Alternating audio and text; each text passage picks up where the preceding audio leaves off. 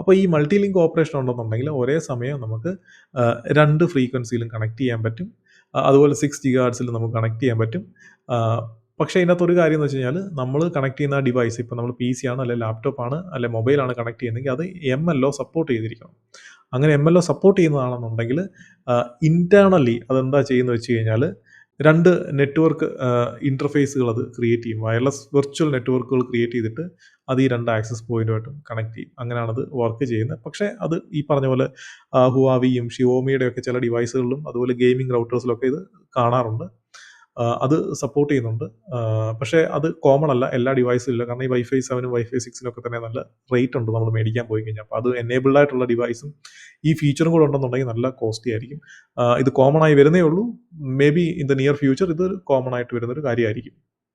അതുപോലെ തന്നെ നമുക്ക് ലോഡ് ബാലൻസിങ്ങും വരുന്നുണ്ട്. അതായത് ഈ പറഞ്ഞ പോലെ 2.4ഉം 5 GHz വെച്ചിട്ടുള്ള ലോഡ് ബാലൻസിങ്, ഒരെണ്ണം ഡൗൺലോഡിനും മറ്റൊരെണ്ണം അപ്ലോഡിനും അങ്ങനെയൊക്കെയുള്ള രീതിയിൽ, അതായത് മൾട്ടി ചാനൽ കണക്ഷൻസ് സെറ്റപ്പ് ചെയ്യുന്ന വൈഫൈ നെറ്റ്വർക്കും അങ്ങനെയുള്ള കാര്യങ്ങളൊക്കെ നമുക്ക് വരുന്നുണ്ട്. മീൻസ് അതൊന്നും ഇപ്പോഴും കോമൺ ആയിട്ടില്ല. പക്ഷേ മാർക്കറ്റിൽ അങ്ങനെയുള്ള ഡിവൈസുകൾ ഉണ്ട്.